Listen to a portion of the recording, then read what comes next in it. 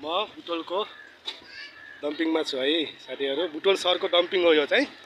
म तपाईहरुलाई बुटोलको बुटोल सहरको फोहोर चाहिँ कहाँ लिएर सङ्कलन गरेर कहाँ फालिन्छ त भन्दाखेरि यहाँ यसरी यो बुटोल सहरको डम्पिङ हो। यो यसरी फोहोरहरु चाहिँ टन्नै छ साथीहरु।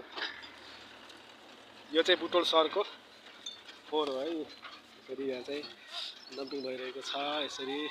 अनि यहाँ चाहिँ हाम्रो दिदीबहिनीहरु कतिजनाले कामहरु फोहोर चाहिँ यसरी पुरिन्छ बजारबाट।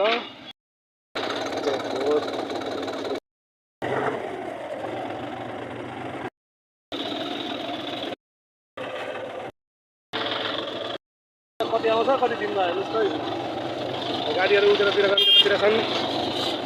हेलो आउँछ